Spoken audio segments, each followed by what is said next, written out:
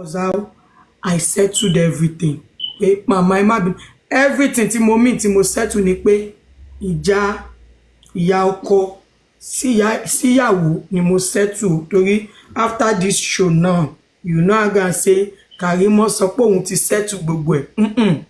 I settled the rift. Kò fún mi lóúnjẹ, ó máa ń tilẹ̀kùn, ẹran kan ló máa ń fi sórí kinní. Ṣé you get? Kò jẹ́ kí n gbọ́mọ mi. Ìjà tí mo parí nìyẹn o. Kò ń ṣe ìjà ikú tó pa Mohbad o. Torí wèrè ló pọ̀ ní ẹ máa lọ yí ń sìn. Have I cleared you that part, bossman? So now, Bossman, stay at the scene of you raising the hand of Yatunde. Do you have any reason why Wunmi was not at the gathering? Do you have any idea? Was he there at the gathering or not? She cannot go now. I think she cannot go there now. Ìyá Mohbad gan ni kó má lọ. Ìyá Mohbad was at the house. Wunmi was at the house. Both of them was at the house. They didn't go. Okay. So I guess this is going to be my last question. That was shortly after his demise. So the reason why she did not go was because if she go there, she will be crying. So why will she go to that place? So and people now be say, don't cry, don't cry. She will get emotional and start crying. So at what point did you decide to get a lawyer for Wunmi? And what prompted you to get a lawyer? Oh, wow. I've said this multiple times. So maybe I've not joined you there at that time. Not today, but you have heard me say it now. I got to Nigeria. Maybe you've said it before. I'm only saying all these things for clarity's sake. Oh. You said revealing the truth. On Bridget Misa interview, a friend of mine in the US, her mom was a sister to lawyer Falano, Sam Falano. So she saw the interview I did on Bridget Misa, with Bridget Misa. She now told her mom is also a nurse. She's a nurse. Her mom is a nurse. Myself and her mom used to work together at the same place. And also our mom runs an African store. So I usually purchase items from her mom. And her dad was the one that did my daughter's christening. Naming ceremony or mommy. Baba ọkọ àbúrò Sam Falano ló ṣe kó mọ fún ọmọ mi, wọ́n ní pastor lọ́kọ wọn. So when they now saw me, they said, ara mi ti ẹni iṣó ti ń rù. Ara mi ní iṣó ti ń rù. Yeah. Jẹ́ kí n sọ fún ẹ̀gbọ́n mi tẹ́ bá máa need lawyer kó ràn yín lọ́wọ́. That was how the issue of lawyer came in. So they now call me that night. Because you know then now the issue was all over the place.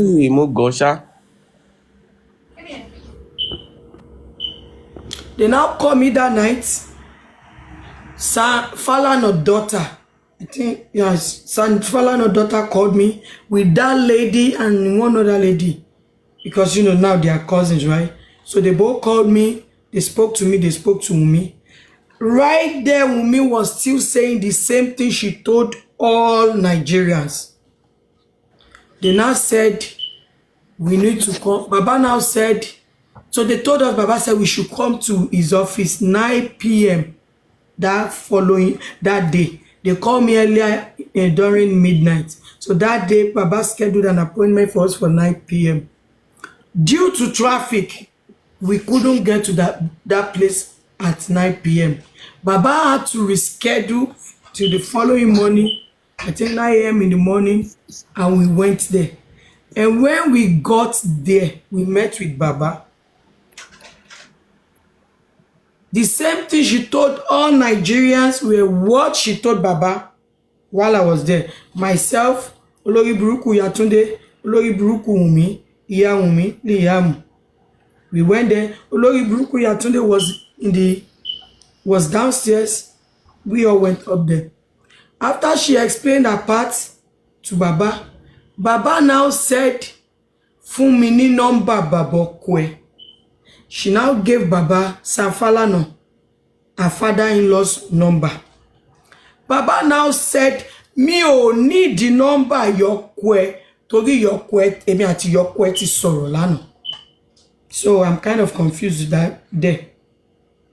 Ṣé ìyá Mohbad náà ti lọ rí Sam Falana tẹ́lẹ̀tẹ́lẹ̀ ni?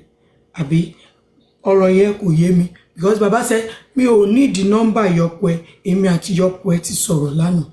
So she gave, then when nígbà tá dé sálẹ̀ mo ní Wùnmí ṣé o gbọ́ nǹkan tí bàbá yẹn sọ?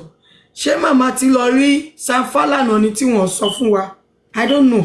Ṣé you get? But it's none of my business. So the only person she gave the only person she gave, the only number she gave to Sam Falana was her father-in-law's number. And we left. And I met Daolori Buruku Konibaje there at Sam Falana's office. Have I answered that? You really answered that. And what you just said now is exactly how you said it. How you said it sometimes ago in two different places. I was paying attention to the time and all that, and the same thing you said back then is the same thing you said now. That's a very good one. Now I'm going to drop now, but let me just ask you one more thing. At what point did you, after you got there, and you still believe that what they're telling the public is what they're telling you to? And at what point do you now realize that? Because when you the first, is it the first or second interview? No, with Daddy Freeze, you said you spoke with Baba. So at what point did you now realize that it was not Baba you spoke with? Even when I realized I didn't talk to Baba, was when I went to Comfy's platform and Comfy chased me away. And Mommy Jokem, is it on Comfy chased me away? Then I went to another platform. Was it Westo platform? I went to another platform and Mommy Jokem kept repeating that question. Are you sure you spoke to Baba? Are you sure it is really Baba that you spoke to? At first, I was arguing with her. I will not lie. I said, it's Baba. He said, are you sure? And I paused a little bit. I said, wait.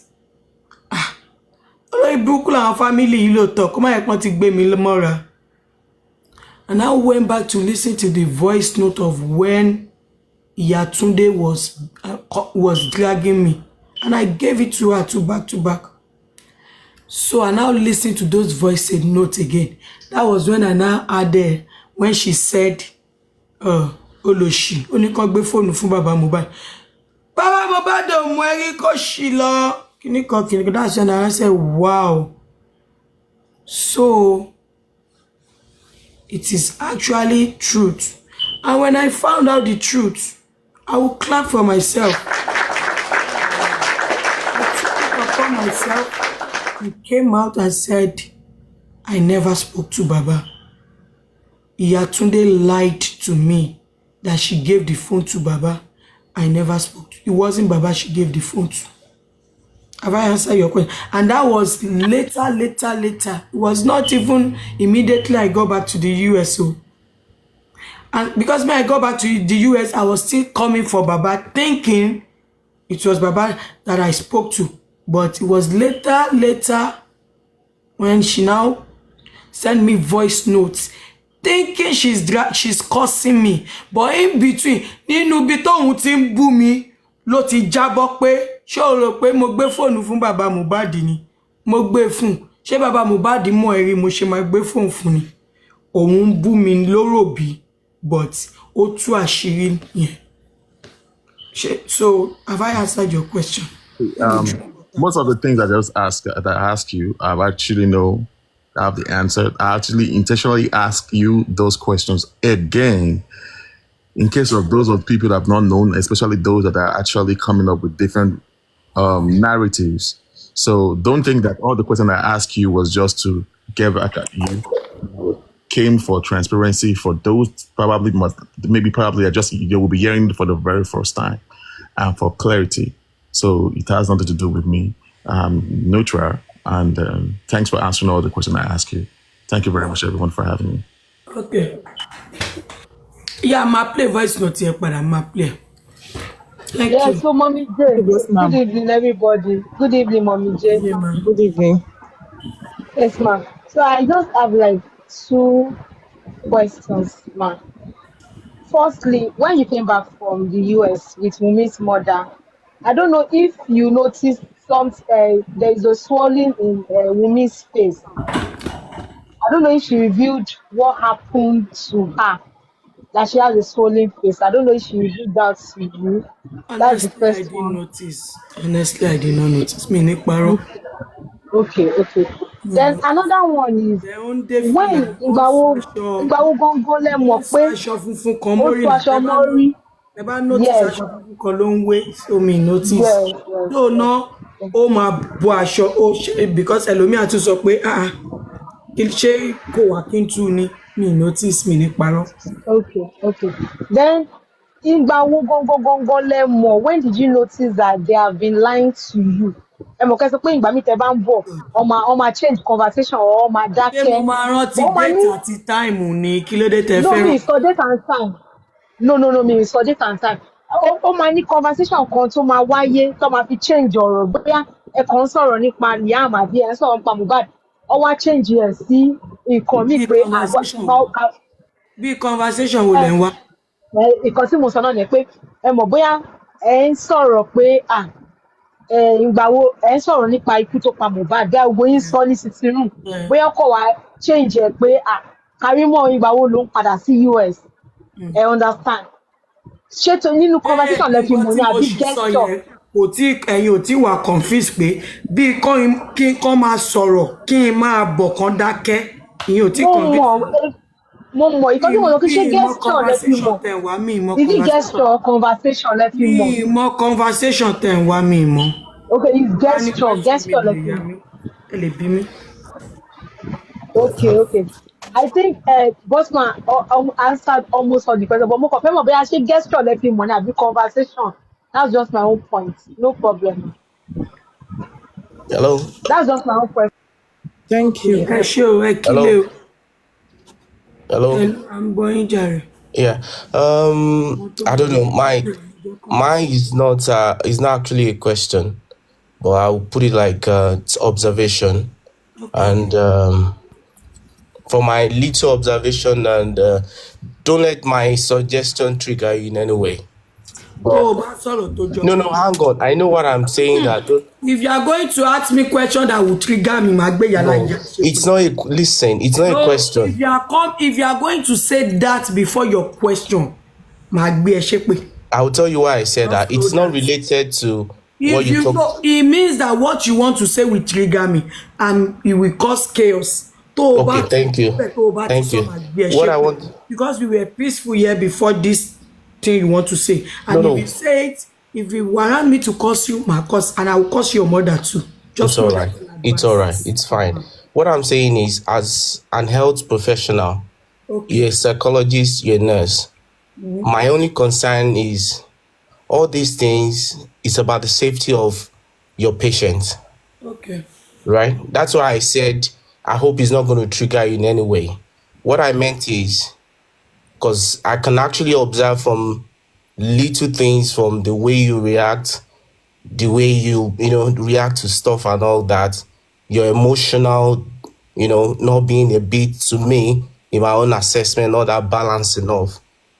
Are you worried in any way that probably the safety of your people you look after due to your profession Tí ìyá ẹ should fi be a ń concern to you?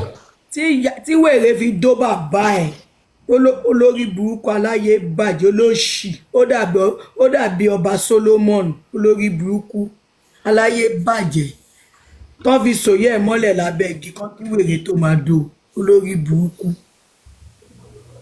àbúrò ọba Solomon kò ní dá fún ìyá tó bí ẹ tí ìyá ẹ bá ti kunu kòtó Ògún ló máa pa mọ́nu kòtò aláyé bàjẹ́. Next question, Jare. Okay, I think I remember my question, and this Òun sọ will be pé my last please hold on question. please òun sọ pé bí mo ṣe ń feel now ta ló sọ ṣé tí ò bá sí nǹkan kan tó ṣẹlẹ̀ màá wà ní mood tí mo wà yìí then ta ló wá sọ pé mood tí mo wà yìí tí n bá rí patient mi ní take care abolórí burúkú ni wọ́n fi iṣẹ́ bẹ̀ mí ni wọ́n máa ń pè mí lọ pè mí bọ̀ kí n wá ṣiṣẹ́ ni ṣòro pọ́nkàn máa pẹ́ ní airport ni tọ́n bá pa àwọn tó smart tọ́n mọ̀ pé wọ́n wà competent àwọn ló máa kọ́kọ́ pè kán tó pè ràlẹ̀ràlẹ̀ ó ń ṣí eré ni 9 years is a joke to you 9 years as a US nurse is a joke to you also as a US Moving on. Aduke. lórí burúkú wèrè. So, I want to ask my last wọ́n rò pé question. torí kìíní tẹ̀rí lánàá ẹ máa ń tà mí wo. Mommy J, That is all right. Mommy J, continue what you are doing. Forget that one. Forget that one. So, I have just only one last question, and I actually have just one. I actually want to throw a zob, and I believe if I do not say it here, it will not reach those people that it's supposed to reach. And the sub was to whosoever that just left Italawa recently to mi fẹ́ mọ̀ bó ṣe dàgbà tó, mi fẹ́ mọ̀ bó ṣe jẹ́ inú ayé, mi fẹ́ mọ̀ owó agbára tó ní. I just want to pass this information to them that they are dumb and they are so orí wọn ò pé. Ogba. But as long as I am concerned, it is not that I am saying this pé láti fi wojú rere, and I am not here to join the Talaba, but I really want to throw that stuff to them. We always abuse Momo, Mommy J. I believe No, I believe it will reach them in peace. In fact, ayé wọn ti bàjẹ́ gan. Cause I don't know why tó jẹ́ wípé ìwọ tó o ti dàgbà, o ti wà á lé ọkọ, o ti làbú, o ti fi bí àwọn ọmọ tó dàgbà. Wà á ní làákàyè. You are not tó bá tẹ máa join ibì kan, tẹ bá máa padà leave. You will not be using the excuse wípé a rò pé ó gbé justice dání ni. There is difference between èèyàn wá justice àti èèyàn tó gbé. Ṣé òun ni judge? Ṣé Karimo ni judge? Tó máa dájọ́ pé ó yá ẹnu àbí? Cause the excuse they were actually giving, I see them as ẹni tí ò lọ́pọlọ àti hypocrisy. Àbòsíjà. In fact, mo risk rí nǹkan tó pọ̀ láti fi qualify wọn. They are orí wọn ò pé. Mi fẹ́ mọ̀ bó ṣe dàgbà tó, mi tiẹ̀ fẹ́ mọ̀, I don't care, mi tiẹ̀ fẹ́ mọ̀ kan ní bóyá ṣọ́mọ yìí ti lọ support Karimo ni. Kò kàn mí, I just really want to say my opinion about them. They are wọ́n wà stupid gan, wọn ní làákàyè ayé. Let me just leave that to you. Aduke, should I help you? Aduke, should I help you? Should I help you with that? You know that thing is very annoying. Wait now, Aduke. Agba Karimo atole ni afe be, I like it be, but ati clear nkan ta fẹ́ clear. So thank you. I like it be. Ṣé bá tọ̀lé ni gbogbo wa Ìtàláwà táwa bí gbogbo wa la jọ ń tọ̀lé. Better. So that's the response to that, Mommy J. Just ignore that. So I want to go back to my last question. Hello. So, Can I talk now, please? Can I ask my question? Is it my turn yet? Let her finish. No, sorry. please hold on, please. So my last question is okay, all right, yeah. I just want to please, if there is any way that Mommy J can actually please help, if Adura can still help us provide that 10 seconds, 10 minutes video for us to use that video to shut up that scum guy that is ranting all around, or for him to see that mohbad did not find in that video. Because me, I believe mohbad did not find that starting video. But if there is any ways that Mommy J can see, I know you might still be contacting Adura or damola. Mo ti yọwọ́ mi, mo ti ẹsẹ̀ mi tipẹ́. All right, so that is my last question. Thank you so I'm much. done. Thank you so much. Thank you, Aduni. I said Aduni Adufe. Fine baby. Thank you very much. Adufe, very wicked lady. Good evening. Yeah, good evening, everyone. Good evening, oh. Àwọn lọ́kàn. Good evening. Yes, Good evening, everyone. Yeah, Yeah. sure. Good evening. Is it my turn to ask question now? Okay, Yeah, you thank you, can everybody. ask. Yeah, and I Sure. greet everybody listening this evening. Yeah, my question is going to be like a bit of you enlighten us concerning as a nurse Speak louder, please. in the US. You are breaking up, Possible. ma. You are breaking up, ma. Okay, Go ahead, ma. Go let me. ahead. Maybe you should come back. You are breaking up. Come back. Mommy J, please, sorry. All private accounts, boya ẹ lè gbé wọn. We can't see private to we moderators. So come on, Why? it's okay. I don't know. That's the settings of TikTok. Eh, okay. Kí ló dé tẹ̀yin ò ní power private account? Lè pick private more. Private account host nìkan ló lè pick. Mi ò mọ̀. Hello, ṣé gbọ́ mi? Ẹ má ṣẹ̀ṣẹ̀ bẹ̀rẹ̀ ní ẹ̀yin dà. Nẹ́tíwọ̀kì yẹn ọ̀dà ẹ má a ti ṣe. ń gbọ́ yín Hello, báyìí ṣé ń òun gbọ́ ní mi fún sí? ó yẹ a ti ń gbọ́ báyìí ó yẹ ẹ máa sọ̀rọ̀ bẹ́ẹ̀. Oh, okay, sorry about that. Ṣé ti ń gbọ́ mi sí? À ń gbọ́ yín. Okay, mo fẹ́ bèrè question ni pé as a experienced nurse, 30 practice for 9 years now, like you said in the US. Yeah. My question is more of like an enlightenment Okay. to ask you if it's actually possible for someone to die from an anaphylactic shock or from a reaction to injection. Anaphylactic. So possible kí nǹkan yẹn pààyàn. Very possible. If there is no immediate response. Anaphylactic shock, yeah. If there is no immediate response, it is possible. It is possible. Very possible. Oh, okay. And that Okay. is part of the most common. Okay, it's possible. That's And the most common death too in the US. Yeah. hello, kí lẹ sọ mi? I didn't hear you. Part of the You said most common possible. deaths in the US. That's why I don't know. That's why people with allergies they go around with what? With EpiPen. You have to go around with your EpiPen to avoid that reaction. Or if it's eventually occurred, you have your EpiPen closer to you. You can inject yourself. If a kid have allergic reaction, they have their EpiPen. You have to teach that kid how to use it. So that immediately it happens, the first, just like people with asthma, you go around with your inhaler, right? People with Yeah. carry their inhalers around the same way people with allergies go around with their EpiPen. And also, Okay. So now, let me say this too. Even if you don't have allergies, it is okay to go around with EpiPen too, because you can be stung with anything like honey. You may not know that you have allergies to honey, and you get stung with honey, and you can develop a reaction immediately. Bees, sorry, I said honey. Just pardon me. You know I'm stressed lately. Lately I'm stressed. So you can be stung with bees. If you have EpiPen around, you get the injection, you're good. But after getting the EpiPen too, you still have to go to see a doctor or go to the hospital. okay. Yeah. Okay.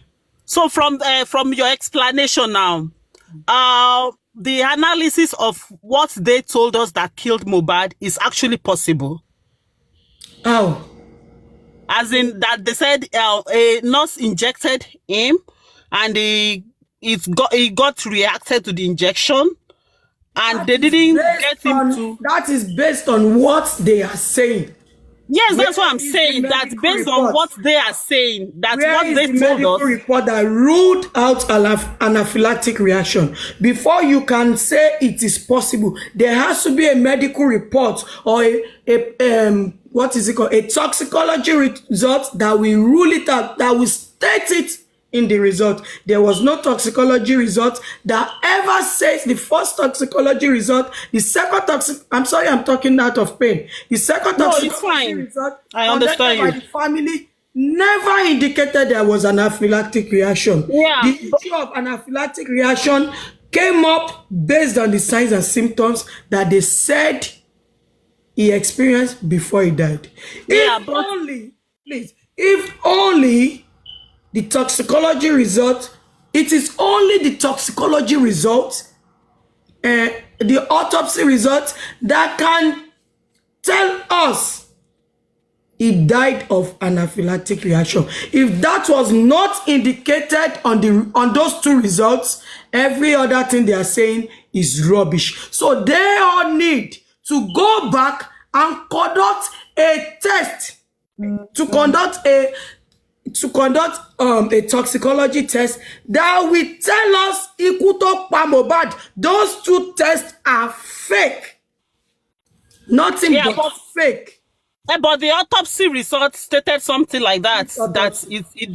Yes, the autopsy results. It's autopsy of the government or the family. Yeah, the government, yeah. So he stated it, and the final decision on each report, report, is going to say what the result is. And there is something they call final decision. Ẹ̀yin medical personnel tẹ́ wá ńbí, tẹ́ bá ṣe lab work, wọ́n máa sọ nǹkan tó ṣẹlẹ̀. Wọ́n wá sọ final decision, and the final decision says inconclusive.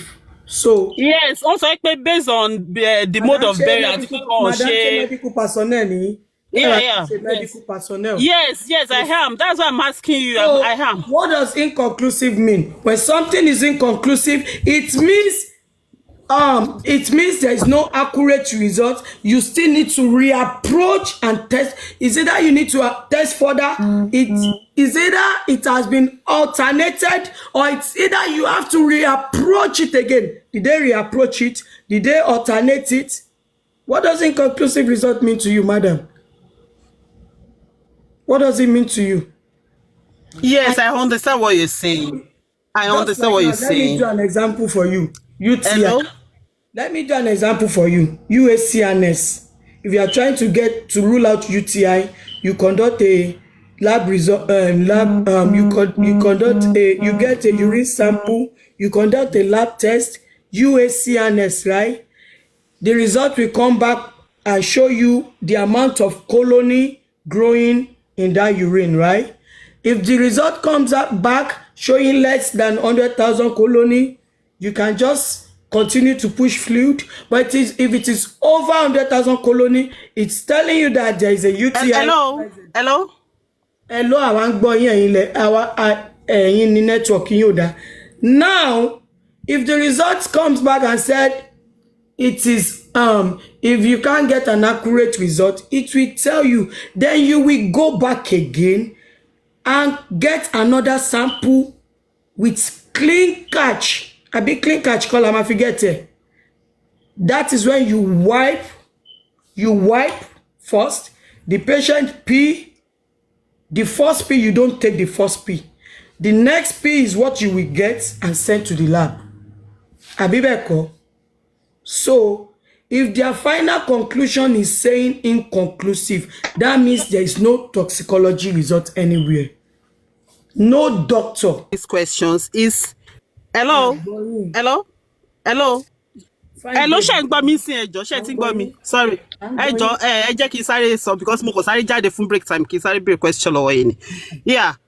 Why I'm asking you this is there are a lot of people watching you right now, and I just want to establish something that it is possible. Kó jẹ́ pé bóyá nǹkan tó sọ pé tí nọ́ọ̀sì ṣe fún, it is possible. Kó jẹ́ pé nǹkan yẹn ló ṣẹlẹ̀ tó pa. And there is possibility. I'm not taking that from you. I'm not taking that from you. I'm not saying that is what happened. Are you a nurse? I'm not saying. Madam, are you a nurse? Fine, babe. Are you a nurse? Does it matter? No. Does it matter? I'm not going to take it because I'm a nurse. Hello, fine, babe. Please, fine, babe. If your You are result, scattering the your program. result Fine, was babe. not Oh my God, confirmed. hold on, please. I will not take it. I will not take it. No, I'm a nurse. I'm not saying that Hello, is fine, what babe. happened. I'm not saying that's what happened. Don't use all possible. Okay, kò possible then. Nǹkan tí mo sọ ni pé not in Mohbad case now. Wait. Fine, babe. Hold on. Nígbà tó sọ pé anaphylactic reaction. Kí ni nǹkan tí kí ni result yẹn gbé jáde? Inconclusive, right? Hold on, Joe. Please let me just make a single point. Okay, just a single point. Then you can now educate us on it. I don't want please. to tolerate that word. No, hold on, please. Hold on. That's why it's much a question initially when you picked it. Pé, so possible pé kí anaphylactic shock kó pààyàn or key reaction from injection kó pààyàn. That is what I wanted to ask you. And you said yes, it's possible. And ìgbà tí lórí ọ̀rọ̀ tí mohbad yìí náà tó ṣẹlẹ̀ mi sọ pé bóyá nǹkan tó ṣẹlẹ̀ nìyẹn but there is possibility. Okay, nurse sọ pé òun fún ní injection hold on ẹjọ́. As a medical personnel, you can never say there is a possibility. A test have to prove that to you. That's what I'm trying to say. Don't fool yourself here, madam. Sorry, fine babe, please. Hello, fine babe. Possibility. Yes, Mr. Do you have the summary? Do you have the analysis or the summary of both autopsy Can I result that interject? came out? Do you have the autopsy result? Before you say something is possible in the medical field, you must have conducted a test to rule it out. James, no vex. Go on. Don't come and push that narrative here. Toxicology said inconclusive. So where did you get your is possible? Sorry, there's nothing Jare. to establish it. There's no test anywhere. No establish it. As a medical personnel, carry out a test. The test result will prove whatever that is going on. That is now, and there's nothing like it is possible in the medical field. Is either fact or no result, and you will retest again. Sorry, Jare. Go ahead. And you These people are just stressing you here. I don't understand. Me more why I want stress a lot. That's what triggered that most. They want to trigger again. They're triggering again. Someone sent me something yesterday. I was like, kilo shele. Wow, you are crying. Kilo day. That's why I come to on your platform. Please, I want to advise you. Not all questions you can answer. Because hello, me o to first of all, boss man, you can so rubbish, you can front and back. Being paid by Yakin, no. Why Good that. Ara lé lẹni tó sọ̀rọ̀, ara lé lẹni tó sọ̀rọ̀. Okay, but I give submission má bọ anybody ẹjọ́. Me when mo buyan, stress yan, ẹ̀yẹn náà tó yẹ kó lọ bá pathologist ẹ̀. Ó wá ń béèrè question lọ ọmọ ṣé wọ́n lọ come school ni. He's strong now. Èèyàn ti wà stress already. Ẹ dẹ̀ tún stress ẹ̀ mọ́. So no, let me what I was Jomoke, àwọn tó ń wò mí wọn mọ̀ mí. They don't know me. They don't know me. Èèyàn tó kì í sọ̀rọ̀. So mo sọ fún wọn náà pé mi ò ń sọ̀rọ̀ àwọn ló sọ. Ẹni tó ń sọ̀rọ̀ tẹ́ wá sọ di kíní. So I need to answer them, and just to clear myself too. Mo mọ̀ pé nǹkan tí mo sọ yìí náà yìí tó máa gbọ́. They will still say the same thing, and this will be the last time tí máa fún wọn ní opportunity yìí. They are just stressing you. Eléyìí bèrè gba ìjọba kó lọ bèrè lọ́wọ́ airline tó wọ̀ lọ Nigeria now. Kó sọ déètì fún wọn ọjọ́ tó lọ sí Nigeria ọjọ́ tó bọ̀ kí ni tí wọ́n. No, Mr. Adisa, Cherry, she needs to do this because nítorí kan tó ṣẹlẹ̀ mọ́júmọ́ àárọ̀ èèyàn ẹlòmíì ti ń sọ̀sọ̀kúsọ. Àní wọ́n send video ṣe mi sẹ́ ẹ má wọrí ẹgbàgbé wọ́n send bẹ́ẹ̀ wà ń ṣẹlẹ̀ láyé ẹgbẹ́ gbójú ń bẹ̀ ẹ má wo bẹ̀ ẹ má wo bẹ̀ bẹ́ẹ̀ wà ń ṣẹlẹ̀. Ṣẹlẹ̀ ni pé sórí fídíò tó send yẹn.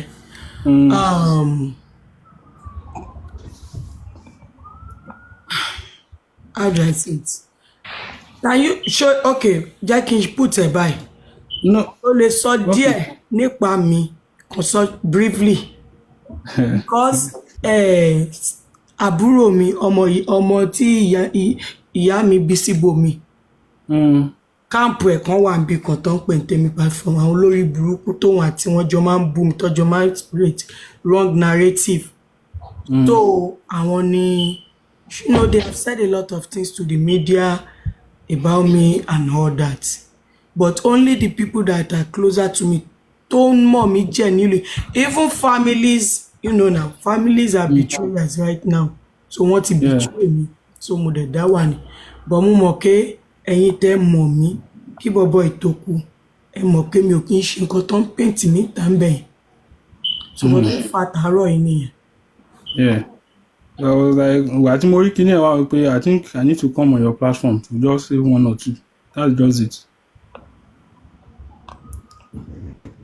I think you need to take it cool. Relax because you are stressed already. I can see it on your face. Thank you. Yeah, you're welcome. Yeah. And but what was already sorrow? Yeah, well.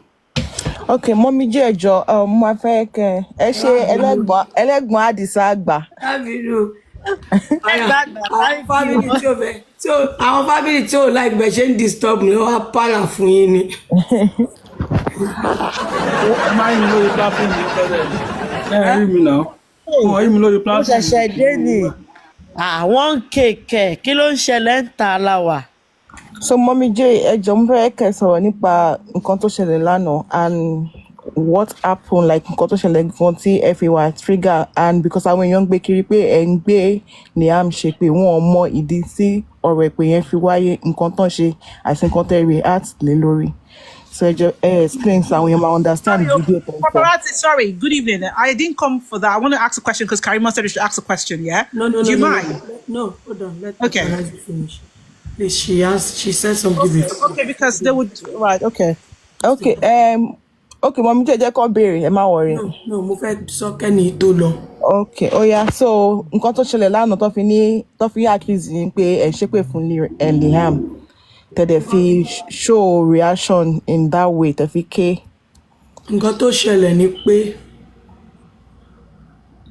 nǹkan kan ń ṣẹlẹ̀ nínú family. Má sọ mi pé ogun family ló gbé mi dé social media. Ó dẹ̀ pẹ̀lú I'm fighting social media war and I'm dealing with family war too. Oh, more now, right? So, only step sister mi kan.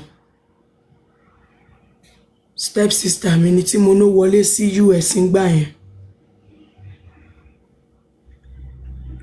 Ọmọ yẹn UK ló wà. Ó wá fẹ́ cross sí US.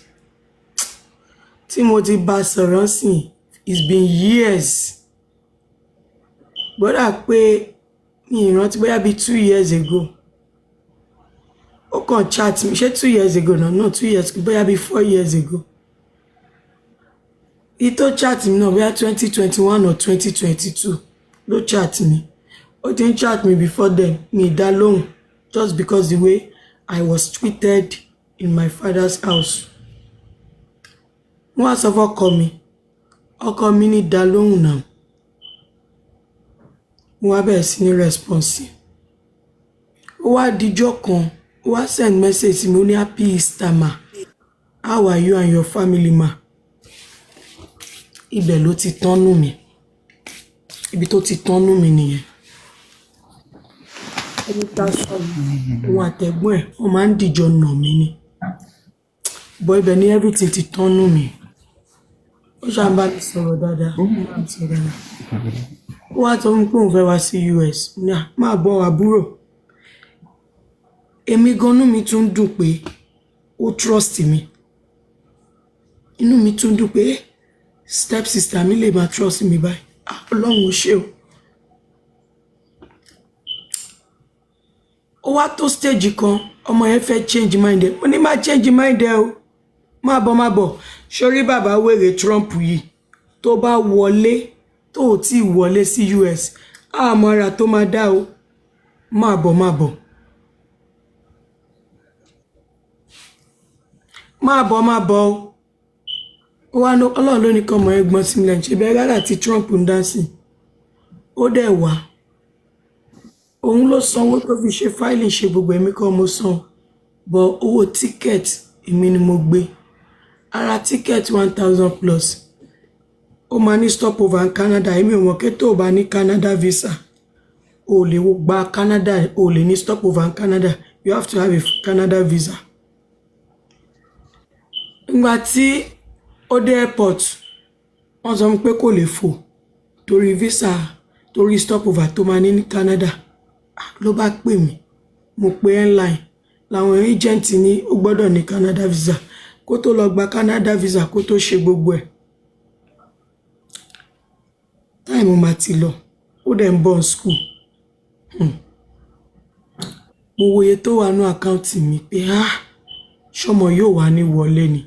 School ẹ̀ dẹ̀ máa resume ní week yẹn. N bá tún padà lọ sí account kí ló pé ticket 1,000 plus. Ó jóná. Àárí ticket yẹn lò tí mo kọ́kọ́ rà. Àárí lò.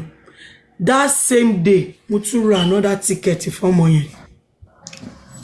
Tẹ́mi olórí burúkú ẹ̀ ṣó ń gbọ́. that same day èmi tí mo ra ticket $1,000 plus tí ò wúlò torí kò lè ní stopover Canada mo tún lọ bank mo tún lọ yọ owó service mi mo tún ra another ticket mo wá ra yẹn sí bí mo ṣe wá ra ticket ẹ̀ mo wá ń béèrè lọ́wọ́ agent ẹ̀ pé will she be able to have stopover in your country? They said yes. Without visa, they said yes. Mo tún ra another ticket. So ọjọ́ kejì ọmọ yẹn fò padà ó wá US mo lọ welcome ẹ̀.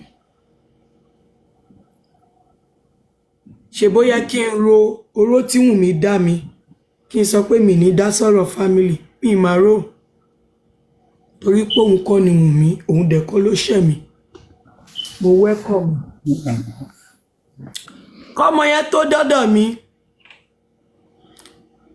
gbogbo ẹbí àwọn ẹbí bàbá mi kọ̀ọ̀kan tí mi mọ̀ bóyá ó dà pé no kọ́mọ yẹn tó dọ́dọ̀ mi bàbá mi ti ń bàjà pé kò lè dé sọ́dọ̀ mi wọ́n ti pè mí wọ́n ti pọkọ mi náà pé kò lè dé sọ́dọ̀ wa kò lè ṣùgbà ọmọ yìí ṣá insist Ọmọlọ́lá thank you ọmọ yìí ṣá insist ó ní dádì ó ní kí ló dé táwọn fámìlì yìí máa ń da àárín àwọn ọmọ yín rú táwọn dẹ̀ ń tún àárín àwọn ọmọ tí wọ́n ṣe. That was what he told my father. Pé kí ló dé tẹ́ ẹ fẹ́ kí n dé sọ́dọ̀ àǹtí òun.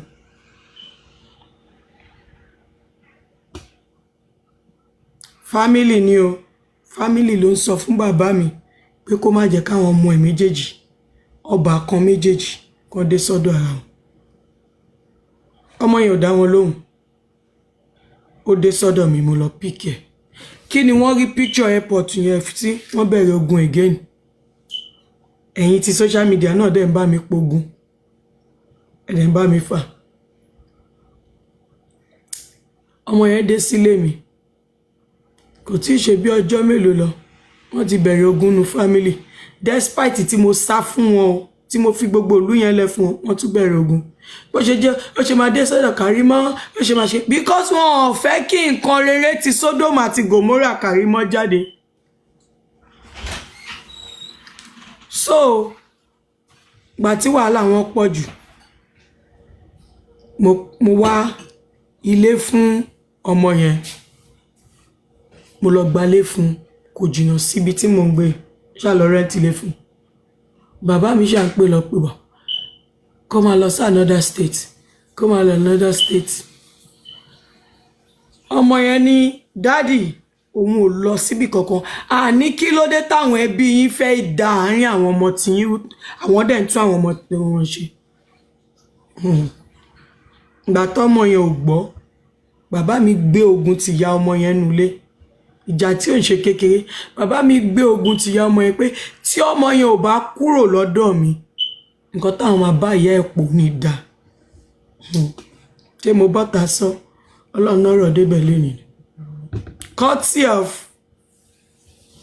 ogun tó wà ńlẹ̀ yìí àbí bẹ́ẹ̀ kọ́ ọmọ yẹn kò dáhùn bàbá wa ò gbé kọ́ọ̀lù ẹ̀ òun náà pè wọ́n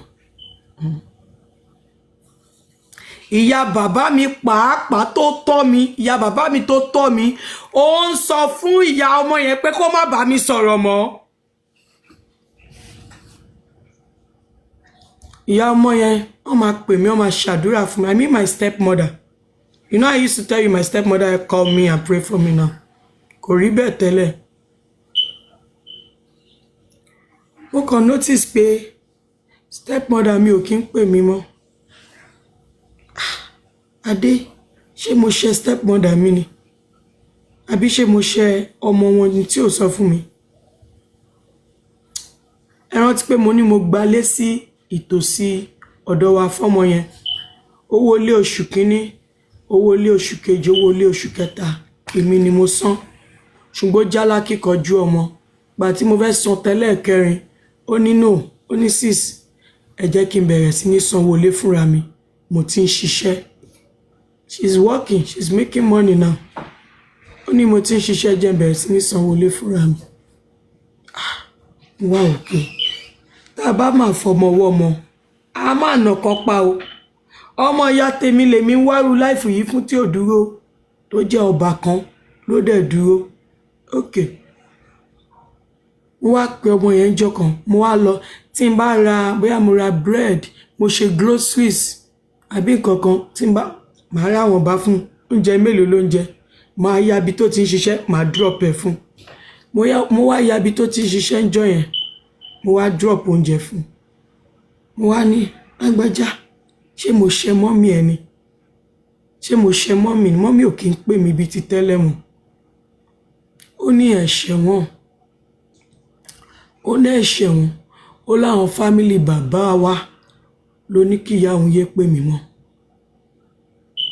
ó ní bàbá òun gan ó ní bàbá wa gan wọ́n bá òun pò pé kóun fi stéètì ilẹ̀ kóun lọ síbòmí ó lóun lòun sọ fún wọn pé òun ò lọ because kò fẹ́ fogun ojú olóore gúnge and at some point gbogbo ọmọ kọ́lòbí lè pàṣẹ fún ẹ ti live life yín náà nígbà tí mi ò ṣẹ̀ tí kò ṣẹ̀ mí táwọn ẹbí yín kan tó ń fẹ́ràn mi tó ń kọ yín sáwọn ọmọ yín ọmọ yín dẹ̀ rí i pé mi ò ṣẹ̀ wọn òun ò ṣẹ̀ mí òun ń ṣiṣẹ́ àwọn òun ń pawó òun kí lábọ̀rọ̀ wá kẹ́rù wá kúrò stéètì yìí nǹkan yẹn dẹ̀ ń ṣẹlẹ̀ nínú fámìlì lóòótọ́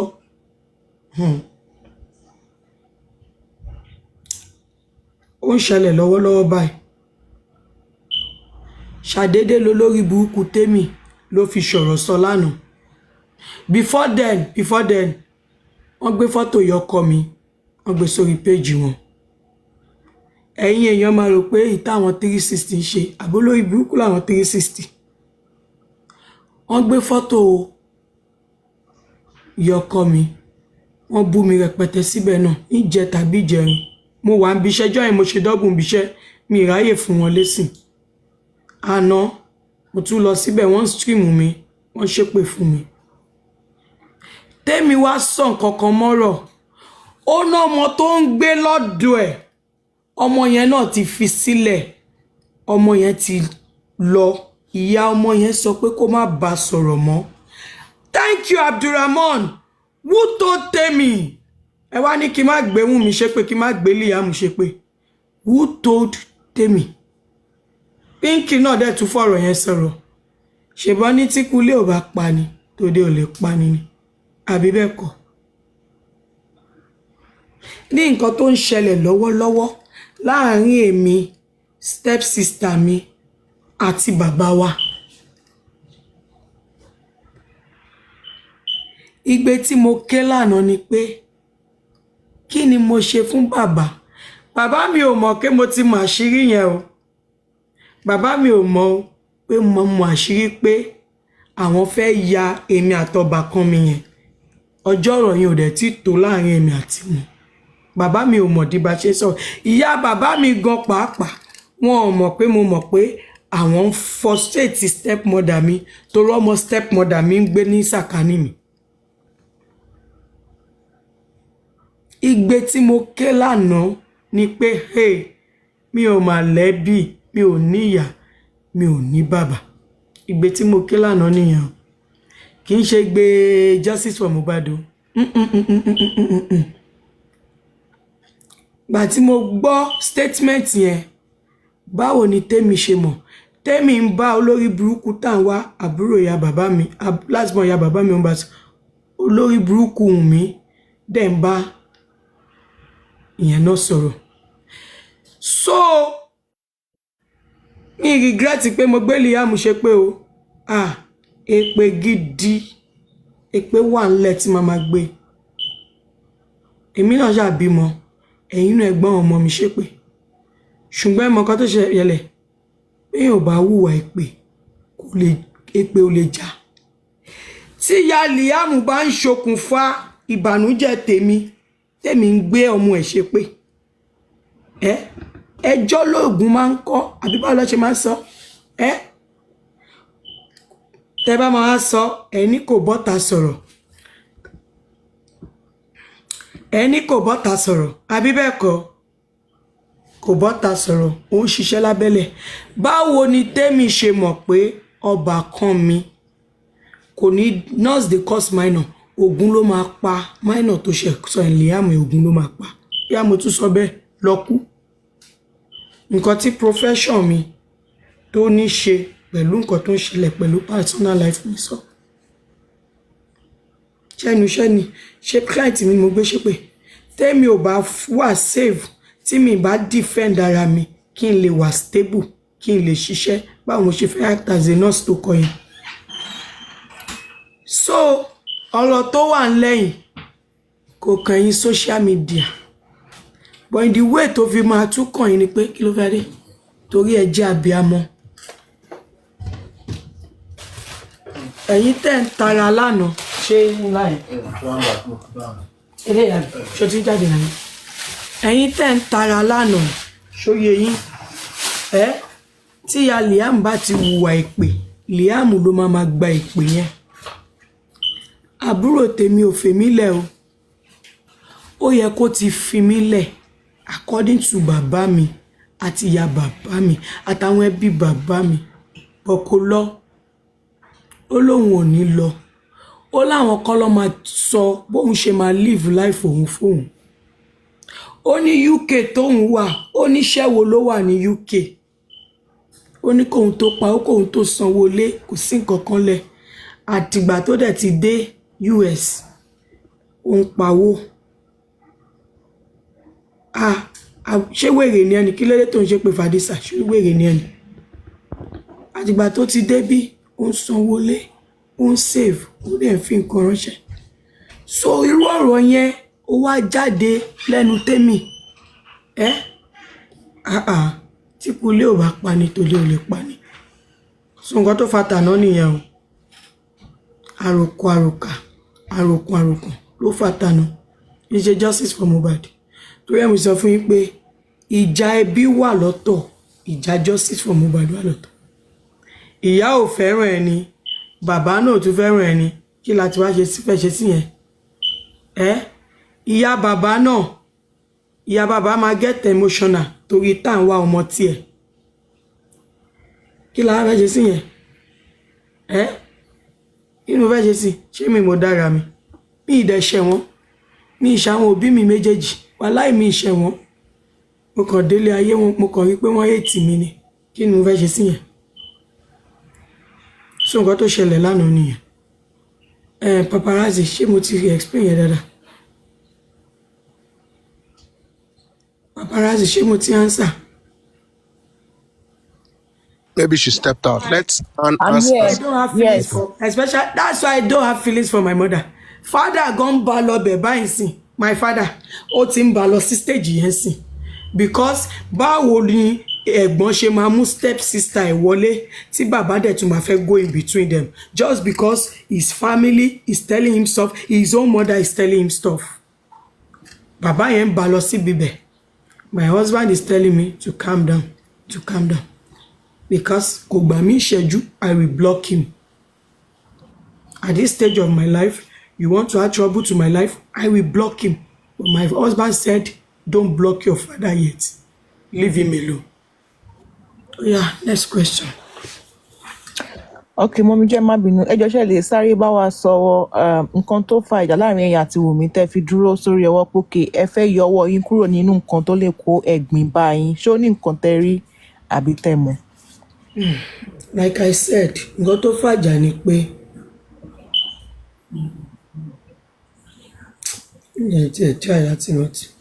nǹkan tó fàjà ni pé mo rí pé wọn ọ̀nà tán fún mi. Mo smart enough kí n mọ̀ téèyàn bá ń parọ́ fún mi. Wọn ọ̀nà tán fún mi. Something is fishy. Bí mo ṣe ní no, I won't be a part of this. Then mo fẹ́ address question kan. Àwọn kan ń béèrè question. Ṣé mo ti dáhùn yẹn good at? Ṣé mo ti dáhùn? Yeah. Mo fẹ́ dáhùn question pé why tí mo ṣe mú lọ sí embassy. Yes, ìyẹn kan béèrè pé why tó ṣe mú àti Liam lọ sí embassy. Story tán sọ fún yín yẹn, tán sọ fún gbogbo public pé you have killed him, take your trophy. Ẹ̀yin lè má ronú lọ́bẹ̀, but as a sister tó fẹ́ràn àbúrò ẹ̀ dénú, Wọ́n tó wà lórí tèmi ni pé ṣáwọn tó pa bàbá ṣé wọn ò lè fẹ́ pa ọmọ. Remember, I took him to the embassy like 2 or 3 days after I got to Nigeria. So my mentality is that àwọn tó pa bàbá wọ́n máa fẹ́ pa ọmọdé ó ti lọ ó dàbọ̀ ọkọ mi. Àwọn tó pa bàbá wọ́n á fẹ́ wá fọ́kọ wọ́n á fẹ́ wá fọ́mọ àti ìyá. Tó bá ṣe lè fìlú yẹn sílẹ̀ ṣé bọ́n ti pa ọkọ tó bá ṣe lè fìlú sílẹ̀ kó máa lọ níwájú Ọlọ́run àtèèyàn níwájú ọba tá a gbọ́dọ̀ pè jẹ́ irọ́. Mo fi ìṣẹ̀dá Mohbad búra tó bá wá yàtọ̀ tó bá jẹ́ pé ní reason kan wà lẹ́yìn yẹn kí ìṣẹ̀dá Mohbad kó fìyà jẹ mí kó kú ọ̀run kó fìyà jẹ mí ṣùgbọ́n tí ò bá sí reason kan lẹ́yìn yẹn kọ́ lọ́n dá mi láre. Ṣé mo ti dáhùn ẹ̀? Any other question? Yeah, it's down. Anna Siko, more berry. Okay, Aye, please, Aye, hold on. So, Karima, good evening, yeah? My question is very simple. And to that, anyway, let me not even cuss now, because there's one wanker that was in your comment section trying to counter what you said, but let me not go there. Okay. Karima, so very simple question, yeah? You see, when you went to Falana, because the world needs to actually see this case for what it is. What did that knob say to Falana? What did she explain to say what happened? If they are treating you this way, then there must be something. So there has to be something before they treat you this way. A mother that left her own child 3 months old. Shomo 3 months in Sheloshi. Adisa. Ibon Mogbedagba. Abekuta. Yeah. Ṣé mo go through trauma bí mo go through trauma going on. Àwọn tó wà ń bí yóò understand nǹkan wọn lè understand nǹkan tó ń ṣẹlẹ̀ náà. Oh yeah, go ahead. Okay, so my question is, what did she say to Falana? What did she recount, if you heard, or if she told you what she said? Everything she told Nigerians and me. Okay. Now, Karimo, let me say this. This is not a question for you. Let me clarify. Okay. While I was there, everything she told Nigerians. I don't know after that day. After that day, I don't know what came up again. But that very day that I was there, everything she told Nigerians. Because I have to clarify it. You know, they met afterwards and I was not there. But everything she told Nigerians was what she told Falana. Okay. So for those of you on the platform and for those in the comment section, let me feign ignorance. I don't remember what she said. But if any of you remember what she said, please put it in the comment section. But now let me say this here, because I like to stay on the critical part of this justice. If it was the nurse when she came out and did an interview, which is 2 years after, to state that, okay, there was an injury, a nurse was called, and in the process of treatment, Mohbad died. If that was the narrative she passed to the son, a senior advocate of Nigeria, Falana, I'm sure this case of the corona would not have been there in the first place, because we would know that there's a possible charge of manslaughter and the nurse, whatever is the name, right? Or Gedengbe, if I get the name correctly, whatever is the nurse's name, should have been arrested. Please, everybody in the comment section and everybody in the platform, can you confirm that? Because you see, the reason why we're fighting ourselves today is because there's been a lot of shite coming up. Why was the nurse not arrested? At least if I was the second nurse, the nurse will be able to even tell them Karimot was in second nurse. Why was the nurse not arrested? And why was the nurse released? Exactly. So therefore, she told... If she was not arrested for treating Mohbad, about for the negligence that they claimed. Thank you. So these are the things. So this is why this case took the turn that it took. You can't prescribe medication without the consent of a doctor. The doctor consent medications, not nurses. So at the end of the day, if truly, this is why when people say, oh, why do we come for Wunmi? Why this, why that? It's because the twisted, conflicted, stupid shite of stories. Because if you were clear and exact, as to what you've come out to say on TVC and everywhere, to say this is what happened, give a clear recount of what happened, there'll be no need for coroner inquest. It's very simple. Police investigate possible case of manslaughter, case closed. Case closed. Yeah, and we will not be here today. I believe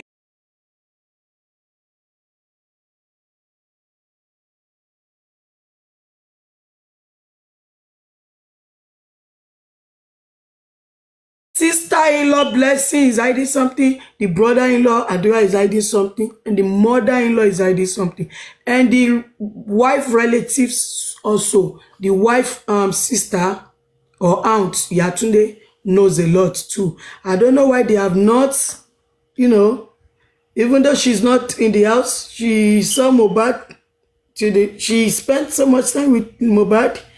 I don't know why they didn't invite her as well. But every time I come out to throw something, you guys don't listen because you hated me. If you had listened, if you watch, most of the things I come out to say, sometimes they come to pass. Am I lying?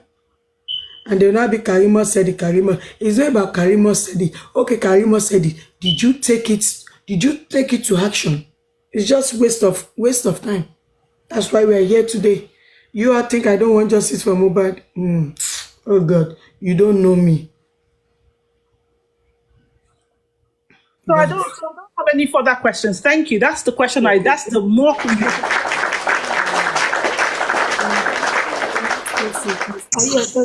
Now, I want to ask one question. Has there been or was there any monetary agreement which Wunmi failed to fulfill between both of you? I was surprised. Yeah, that's it. I was surprised. I did on Karimo, you were part of the person's speeding. Hey, don't ignore. Ignore, Mommy J. I don't come out. Thank you, bros. Thank you. So I was surprised when I heard that statement. Family. According to Arifa was the one that interviewed Yatunde's husband, second husband. Yatunde's second husband lied against me, or lied on me, that it was because I asked them, it was because I asked them to borrow me part of the money to do car business here in the US. That's why, because they refused to borrow me, that's why I kick against Wunmi. Does it make sense? Kéèyàn kọ́kọ́ ṣẹ́ náírà, gbogbo ẹ̀yin tẹ́ wà lábúrò tẹ́ ń ṣòwò mọ́tò, ṣó possible kéèyàn kọ́kọ́ ṣẹ́ náírà sí dọ́là, kó ṣẹ̀ wá fi ra mọ́tò ń bí, kó ṣẹ̀ tún wá ṣẹ́ padà sí náírà. Onítọ̀hún aṣọ́ọ̀tì láyé wá ń gbọ́ lọ́rùn. I never say anything about that. There was there was nothing of such. That was the first time you guys heard my husband's voice. If I could remember, he came out and defended me. But I will say this, Wunmi, ó gbọ́ sọ̀rọ̀ yẹn, ó dẹ̀ mọ̀ pé kò ṣẹlẹ̀. Wunmi, ó gbọ́ sọ̀rọ̀ yẹn, ó mọ̀ pé kò ṣẹlẹ̀. Èmi ò bẹ̀ pé kò debunk ẹ o. Ṣùgbọ́n táyé bá ń jáyé, Wunmi, in as much tó bá ṣe ń fi ọ̀rọ̀ yẹn lò against mi pé mo sọ fún ẹ pé kó yá mi lówó Liam, pé owó Liam tí ò yá mi ló ń ta mí lára. Wunmi, níwọ̀n ọgbà tó bá ṣe ń lo ọ̀rọ̀ yẹn against mi, ó máa mọ ìnira ni. Táyé bá ń jáyé, Wunmi, ò ní mú adùn. Tí ayé bá ń jáyé, Wunmi Adébánjọ, ìnira nínú ìnira ni. Ó lè máa dùn fún ẹ lásìkò yìí o, Wunmi Adébánjọ, ó máa mọ̀ nira gbẹ̀yìn ayé ni. Àdàbí tó bá jẹ́ òtítọ́ ni mo approach ẹ àbí approach Yàtúndé pé ẹ yá mi lówó Liam. Àdàbí tó bá jẹ́ pé torí ẹ̀ tí wá yá mi lówó yẹn ni mo ṣe bẹ́ẹ̀ jà. Mi ò kò sí conversation yẹn kò ṣẹlẹ̀. Àní kò ṣẹlẹ̀ ìjọ́ tí mo gbọ́ ara mi ń gbọ̀n ni. Ìyátúndé ẹ jí mọ́. Ẹnu ọkọ ẹ lọ́nà ọ̀rọ̀ yẹn ti jáde. Ẹ jí mọ́. Níwọ̀n ìgbà tọ́mọ aráyé bá ń lo ọ̀rọ̀ yẹn láti fi bú mi. Ẹ jí mọ́. Òkú ìyá ẹ tó pa èmi àti ẹ pọ̀ á máa nù ẹ ní pàṣán. Ẹ jí mọ́. Táyé bá ń jáyé ò ní mú adùn mọ́. Táyé bá ń jáyé ò tún ní mú adùn mọ́. Táyé bá ń jáyé ò ní mú adùn mọ́ nítorí tẹ́ parọ́ mọ́ mi. Àdàbí tí n bá sọ pé kẹ́ yá mi lówó Liam. Àdàbí tó bá yẹ pé conversation yẹn tiẹ̀ wáyé rárá. Àdàbí tó bá yẹ pé mo la ẹnu mi. Ọjọ́kọ́jọ́ tó bá yẹ pé mo la ẹnu yìí tó bá yẹ pé mo sọ gbólóhùn yẹn jáde sí yín kí ẹnu yìí kó ṣe mí ní jàǹbá. Ṣùgbọ́n tí mi bá la ẹnu yìí sọ gbólóhùn yẹn jáde sí yín, ẹnu yìí á sún mi débi oríire. They lied ni o, wọ́n parọ́ mọ́ mi ni o. Wọ́n parọ́ mọ́ mi ni o. Kàrímọ́. Ma. Kàrímọ́, mo pẹ́ lẹ́ẹ̀mẹ́ta. Mi ò gùn. Kàrímọ́ ní sùúrù. Mi pẹ́ mo pẹ́. Èmi náà. Ẹ má sọ pé. Okay. Mo 1 2 3 máa gbọ́ tèmi. Ní sùúrù ọ̀rọ̀ ni mo fẹ́ bẹ́ẹ̀ sọ̀rọ̀ ìyá àtọmọ. Ọmọ àgbà ni mímí ìfẹ́ kẹ́ pè mí lẹ́ẹ̀mẹ́ta. Ẹ̀mẹ́ta tẹ́yìn náà pé yẹ ó ní nǹkan tó bá dé. Àmọ́ nǹkan tó wà lábẹ́ síbẹ̀ yẹn. Kàrímọ́ ní sùúrù my dear. Ní sùúrù. Mo fi ìyọ́nú Ọlọ́run mo fi bẹ̀. Mọ́mí J, ẹni sùúrù. Máa ní sùúrù rẹ̀, máa ní sùúrù. Nǹkan tẹ́ fi ṣíwájú ni ọmọ àgbà ni. Àní má bínú, ṣé o mọ̀ pé Yorùbá ni gbogbo wa má bínú. Ọmọ àgbà ni mí, Yorùbá ni wá ẹ̀yẹ pè mí lẹ́ẹ̀mẹ́ta kí n dá gbogbo wa ló máa gbà. Bẹ́ẹ̀ so ayé ni máa jẹ́ mi ní jẹ́ pé ọ̀run láṣẹ Ìdùmarè.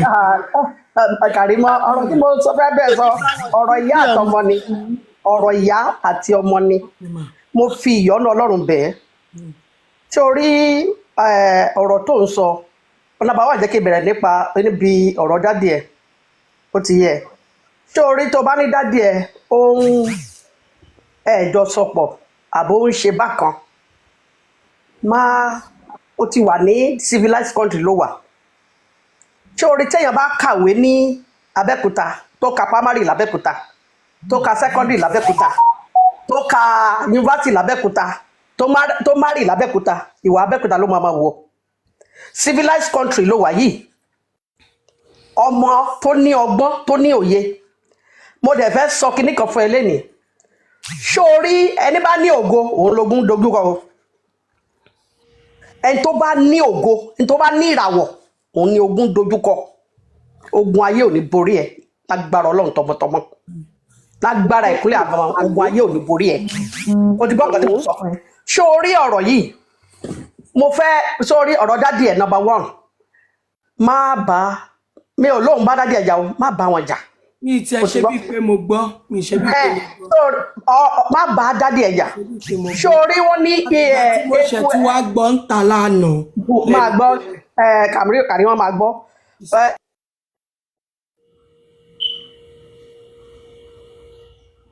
Network.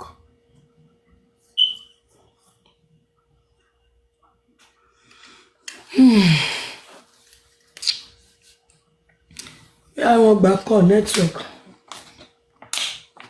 Mọ́mí J, ẹ sọ fáwọn moderator yìí téèyàn bá ń sọ̀rọ̀ kán má máa mú tèèyàn mọ́ kí wọ́n jọ.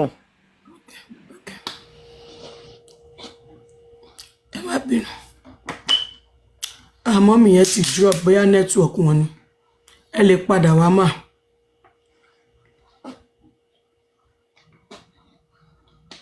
ẹlòmíì lè sọ̀rọ̀. Okay. And let me say this, I don't want to make this about myself. Kó má dà pé mò ń wá sympathy, mi wá sympathy. Àwọn tó ní mi ò pọ́n fẹ́ràn mi, so ẹ̀yin social media, ṣẹ́yìn lẹ wá fẹ́ fẹ́ràn mi. Àwọn tó sọ pé we are here for you, àwọn dà lẹ́nìí, wọ́n ti yí 360 degree, ṣe get. Ẹ jẹ́ ká sọ̀rọ̀ justice. Àwọn bí tẹ́ rò pé bóyá mo sọ̀rọ̀ kò yé yín, ẹ tún question yẹn béèrè kí n ṣàlàyé ẹ̀ fún yín. Mi ìfẹ́ kó jẹ́ ń pa mi, ṣóyé yín. But tẹ́ bá fẹ́ advice mi náà, ẹ máa mówó dání. Tẹ́ bá fẹ́ advice.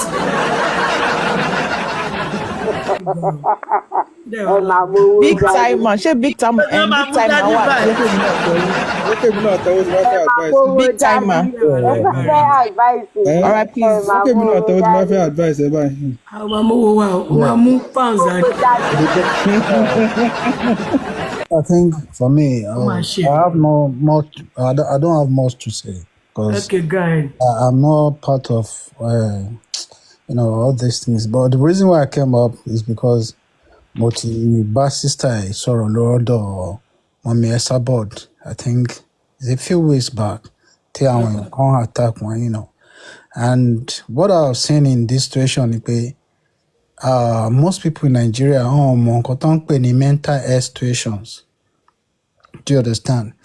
When you are facing family challenge and you are also facing the world, when you talk about social media, it's world. Gbogbo èèyàn ajá ẹran kankan oríṣiríṣi ló wà lórí social media.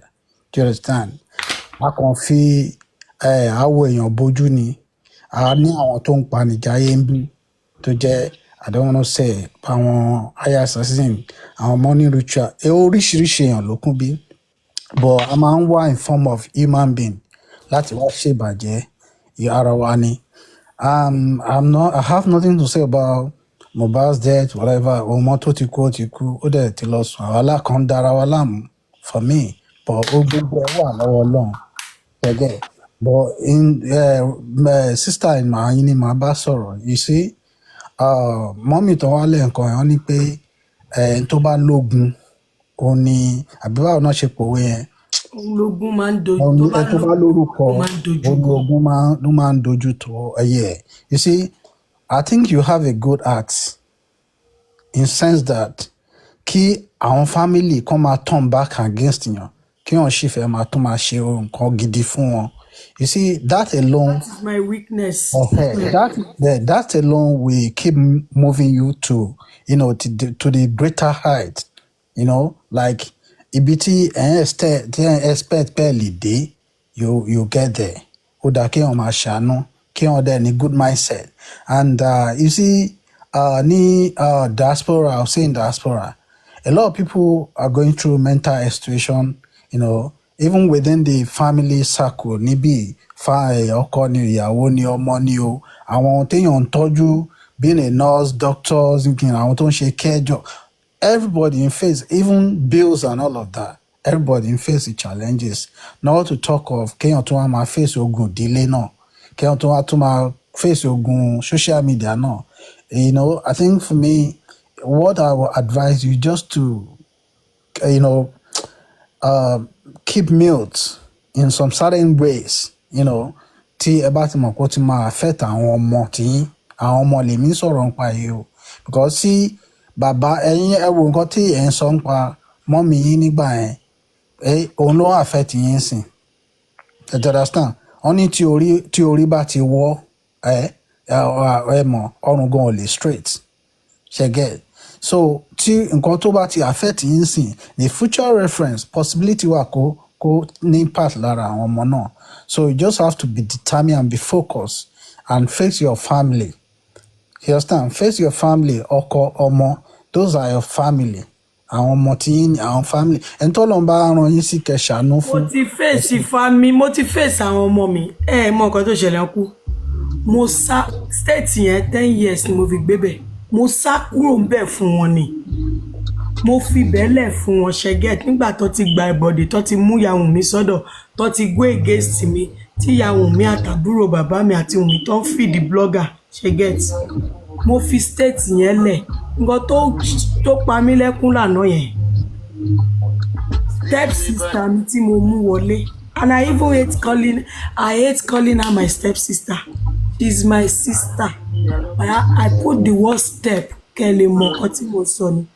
She's a sister to me. She's not my stepsister. She's my blood sister. Àti tó bá dọ̀la tó bá dà mí bọ̀ kó ṣáà tí ì dà mí ọmọ ìyá mi ṣì ní ṣe get. They now want her to leave me alone ṣe get. They don't want her to stay with me ṣe you get. That is why they are pushing our father to tell her to leave my vicinity at all means. And that is what they are doing right now. But báwo ló ṣe dọ́dọ̀ blogger olólórí burúkú tèmi yẹn báwo lọ̀rọ̀ yẹn ṣe débẹ̀ and then Pinky náà ti sọ́rí báwo ló ṣe dọ́dọ̀ wọn. Ẹ mọ̀ nǹkan tó ṣẹlẹ̀ ọmọ Yorùbá lèmi mo máa sọ kankan wọ́n máa ní kí a ṣípa kó tó di olúwo ó máa pẹ́ sílùú Ògbóni bá dẹ̀ máa di tòrò bí mo ṣe máa ṣe nǹkan mi lélẹ̀ kò ní yí padà. The more they keep coming for me the more they keep coming for me pẹ̀lú lórí burúkú ọ̀gá wọn the more I will keep coming for them.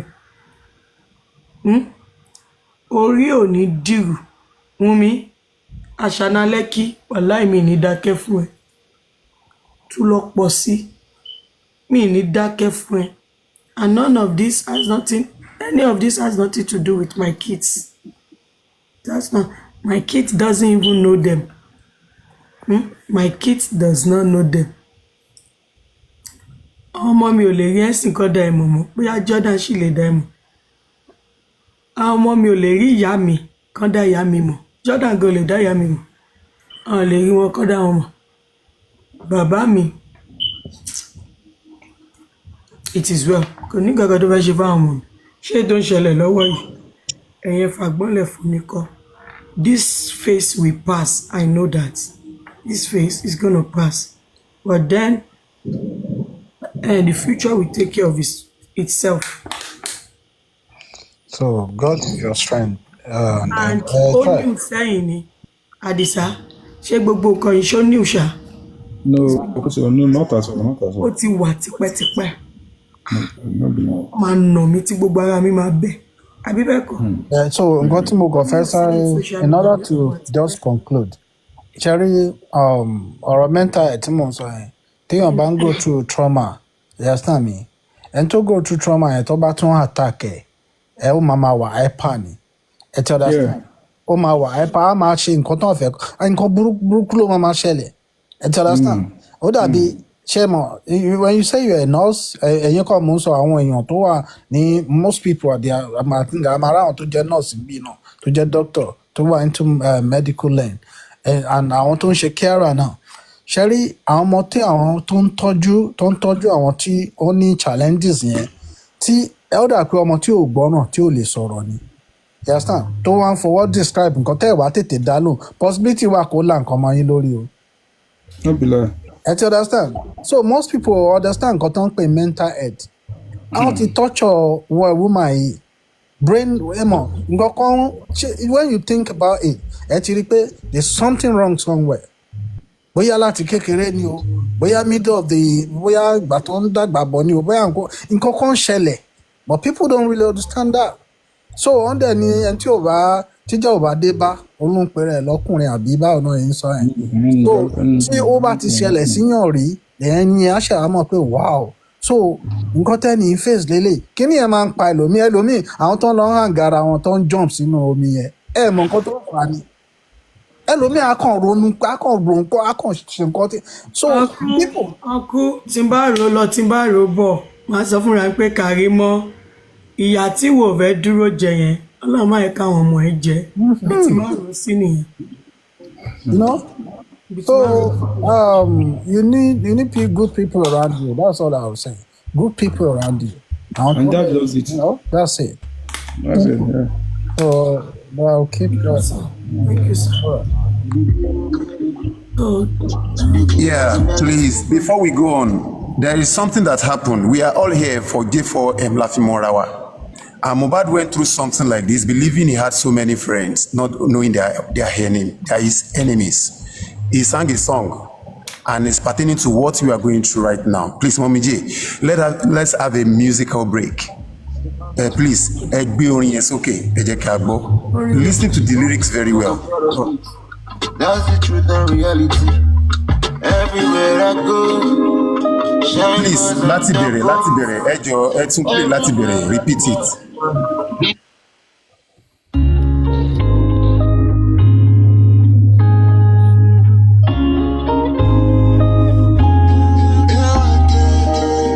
Jack over me, Jack over me. I don't say I get plenty reminiscences. Oh, Jack over me. And they give me the energy to they give her the melody. I don't say I get plenty reminiscences. Oh, Jack over me. And they give me the energy to they give her the melody. I learned from the street of my family. I say the street of my family. Stay away bad energy. Friend with the jealousy. In my bed, she's so fantasy. And you know me, I love pussy. She call me king and I'm proud of it. That's the truth and reality. Everywhere I go, shine cause I'm double. Everywhere I touch, now killing every show. Everywhere I go, shine cause I'm double. Everywhere I touch, now killing every show. I don't say I get plenty from me. Oh, Jah cover me. And they give me the energy. So they give her the melody. I don't say I get plenty from me.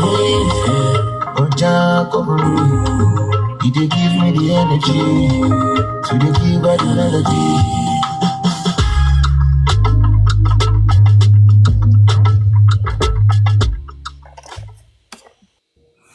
thank you.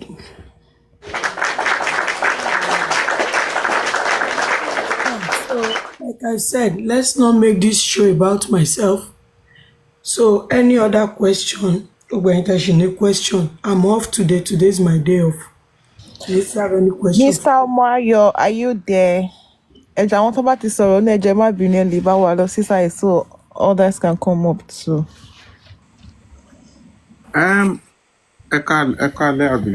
The only thing I just want to say is to appreciate your courage, Mommy J. It's not been easy. What you have shared is very deep. And all I can just say is that God will grant you peace. And this justice will surely happen by God's grace. I don't really have much to say. Amen. I really appreciate your courage. And the Lord will grant you peace. Amen. Thank you, sir. Then a quick one again. Mommy J, I want to bring your attention back. I want to get your attention back to Arifa. Ṣé mo pé Arifa ló mú story pé àwọn bá ọkọ Yàtúndé sọ̀rọ̀. Àwọn lọ interview ọkọ Yàtúndé.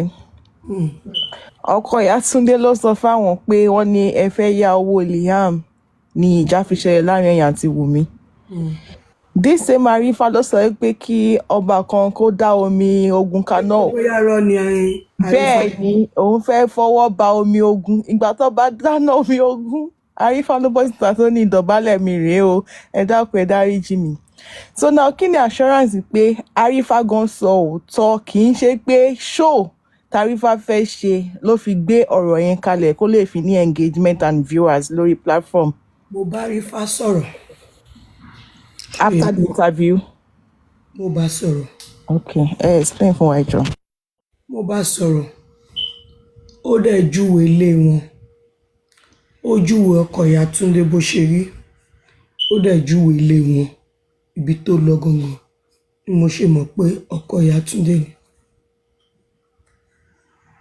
No, ó lè lọ bẹ̀ mọ́ mi jẹ́ kì í ṣe pé kò lè lọ ṣe bó lọ sí corona inquest ló dé ló náà rí car pé wọ́n park car tí wọ́n dẹ̀ park car so kì í ṣe pé kò lọ ó lè lọ but kí ni àrídájú pé statement yẹn jáde lẹ́nu bàbá yẹn because normal ó yẹ kí Arífá tó bá sọ pé ó máa lọ interview yẹn ó máa ń gba ohùn sílẹ̀ ó máa wá play ohùn yẹn lórí show pé ìgbà tó ń lọ interview èèyàn tó bá lọ sí corona inquest náà á interview. play voice yẹn ṣá ẹ̀yin ṣé Arífá ò play voice yẹn ṣá toró dà pé ọkọ Yàtúndé padà bá jà pé òun ní kó má play ó play. bí Arífá tún tọrọ yẹn play ká lè mọ̀ so ká lè mọ̀ pé lóòótọ́ ni àwọn pípì yìí fẹ́ parọ́ nǹkan tẹ́ ẹ̀ ṣe láti lè fi pa yín lẹ́nu mọ́ lórí social media so Arífá tó bá ní. ṣó yẹn jọ ṣó play àbí kò play. àwọn kan ní he played it. You're right, paparazzi, but I think he played it and he got upset. Yeah, I think he played the voice. Okay, Arífá mo mọ̀ pé ó ń parọ́ èmi náà mọ̀, but he played the voice. Ó dà kó mo lọ síbẹ̀ ó dẹ̀ tún ní kí n confirm pé ṣé voice ọkọ yìí ó dà pé ó ní kó pè mí wá ń jọ yẹn ó ní kó pè mí wá pé kí n wá confirm pé ṣé voice ọkọ Yàtúndé ni mò ń gbọ́ yẹn àbí bẹ́ẹ̀ kọ́ ẹ̀yin èèyàn. Mo lọ sórí show ẹ̀jọ́ yẹn mo lọ síbẹ̀. because èmi náà wà lórí show yẹn lọ́jọ́ yẹn but mo ò rántí bóyá ó play àbí kò play. ó ti pẹ́ bọ̀ mo lọ síbẹ̀ ẹ̀jọ́ yẹn ó play ó wá ní kí n confirm pé ṣé nìyẹn. Then we later talk to pé mo wá bí pé báyìí torí èmi náà fẹ́ confirm ṣé gbọ́dọ̀ ṣe júwe then voice yẹn.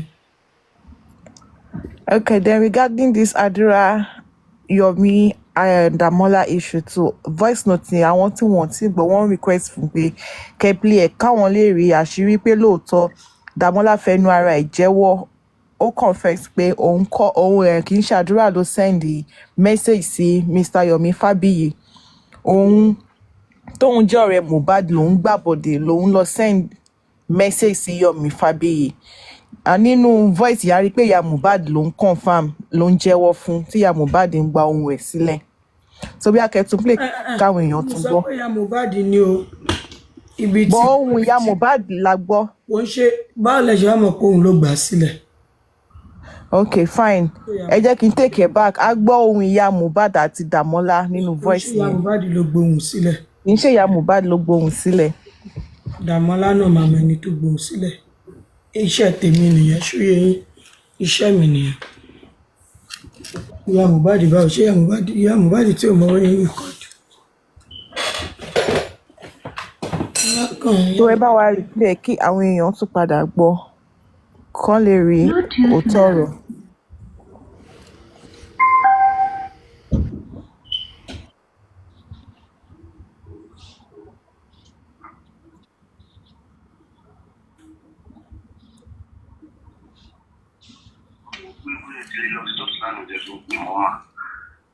mo ní mo lọ sí church lánàá Damola ṣé orí mo nǹkan tó fojú àdúrà rẹ ṣùgbọ́n nǹkan tí kind of bọ́ sí àtúnṣe. àdúrà girlfriend orí wọn ti burú. ṣé mo máa pẹ́ kí n gbọ́ ẹ̀tì lánàá. ọwọ́ wèrè. mo lánàá wọn bí kíkọ́ mà mo pọ̀ wọ́n bí ẹ̀mejì lálẹ́ àná ẹ̀ mo pọ̀ wọ́n bí ẹ̀mejì wọ́n kí bí àwọn náà bí sí mi. Damola ṣé nǹkan tó ṣe ìṣó dáa ń ṣe ló ń pa mí lẹ́kún lójoojúmọ́ pẹ̀lú nǹkan tó ṣe fún àdúrà. àmọ́ mi ọlọ́run ń pa yín lẹ́kún mọ́ ọlọ́run àwọn àdùnnú inú ni wọ́n rí ọlọ́run àwọn àdùnnú inú ni wọ́n rí. ṣé nǹkan tí Prime sọ́ọ̀sìn wọ́n wo TikTok lọ́wọ́ báyìí tó bá gbọ́ nǹkan tí wọ́n sọ nípa àdúrà ipò mọ́kú tó pa ẹ̀gbọ́n ẹ̀ Damola ṣe tó àdúrà mọ́kàn tó pa ẹ̀gbọ́n ẹ̀. ọlọ́run ń pa yín lẹ́kún mọ́ mi wọ́n wá sọkún wọn. kí ló dé tó fi ṣe nǹkan tó ṣe tó tó yìí Damola. wọ́n wà láìka láìka wọ́n fẹ́ wò kó pa anybody lè gbà mí gbọ́ ni láìka láìka wọ́n fi Jésù Kristi búra. irú nǹkan báyẹn kó pọ̀ sí kékeré ṣe látọkàn mi ní ìfẹ́rẹ́ ṣe látọkàn mi bí ìrọ̀ ìyá tí ìmọ̀lẹ̀ kọ sí mi tí fámìlì náà kọ sí mi kò yé mi bóyá ṣe wọn bọ̀ steve náà orúkọ mi náà èmi náà ọwọ́ mi náà ló ti wá kò yé mi bọ̀ steve náà orúkọ mi náà nítorí èmi jọ tó kí ṣọ̀bọ̀ kan láti sọ fún anybody lẹ́nu tó fẹ́ bá pè é ṣe bó mọ̀ ṣe mí nìkan mú mọ̀ láti ọkàn mi wọ́n mi lẹ́yìn nìkan mú báyìí tí ó bẹ̀rẹ̀ ní ìlú ti ẹ̀ nítorí kò pọ̀ sí mi bẹ̀rẹ̀ ṣe orúkọ wà láti ọkàn mi mọ̀ pé ọmọ yìí ò ṣe yẹn kó fún mi báwo ni ìfẹ́ kó bá nǹkan tí mo sọ fún èèyàn mi fáwọn ọ̀rẹ́ mi ọ̀nà ẹ̀kọ́ ọmọ yìí ò ṣe yẹn kó fún mi báwo ni ìfẹ́ kó bá pé kí ni èyí kò ta tó kàn mí wá kò tí a tó kàn mí wá tó báyìí gan mo ṣe kúrò ní chọ́ọ̀chì lárí kan tí mo yàrá ṣàdúrà bẹ̀rẹ̀ mo yọ aago wọn ní ẹ̀ka mímọ́ mi ò kúrò ní chọ́ọ̀chì ìwé kan ní orí òkè kan ní tí mo rí kí mo yàrá ló bá sọ yẹn pé irun tí ìwé bá ti dá sí òdì gan kó ṣáà mọ́ bá mi kí láwọn tó darí jẹ́ ṣe lọ́wọ́ òkú ọ̀rẹ́ mi àti fámílì rẹ̀ kó ṣáà darí jẹ́ mi torí nǹkan báyìí mi ò understand rárá. ṣùgbọ́n nǹkan tó ń sọ abiyamọ ni mí èmi náà mọ̀ wọ́n ti sọ pé mi kì í ṣàbíamọ kí ló fẹ́ ṣe sọ́rọ̀ tó wà ní. nǹkan tí mo fẹ́ ṣe wáyé ni wípé èmi fẹ́ post gba àwọn nǹkan tí mo ti kọ sílẹ̀ pé àdúrà kò mọ̀ ń pa ẹ̀ rárá èmi fẹ́ post gbogbo ẹ̀ kó báyìí nísìnyí mò ń sọ fún lọ́ọ̀yà mi pé èmi fẹ́ post ẹ̀ ó yà sọ fún mi pé kí n ní sùúrù náà. ṣé ń gbọ́. lọ́ọ̀yà ló ń kó bá ẹ wá. Yomi Fabiyi ló lọ fún lọ́ọ̀yà lórí ṣé ń gbọ́. mọ́mí ṣẹ́gun ni mà ṣẹ́gun ni mọ́mí. mò ń gbọ́. èmi lè dá post kìíní yẹn tí kò bá kí n ṣe pé wọ́n ti wà lọ́ọ̀yà àti wà ní so báyìí nísìnyí èmi náà tún máa pè máa ṣàlàyé fún báwọn òbí ẹni tí mo lọ sí ṣe ń fi òbí mi náà ṣe ń fi lórí ọ̀rọ̀ yẹn pé èmi gan òróró kò sí mo ṣe tó gbà tí wọ́n fẹ́ tó àbí tí wọ́n fẹ́ yé mi padà máa ṣàrùn tí màá pòṣe ni pé ìwọ náà olùwàlà wo ni mo kó àwọn ọmọ ọlọ́mọ sí wa yìí. ṣé Yomi ló gba lọ́ọ̀yà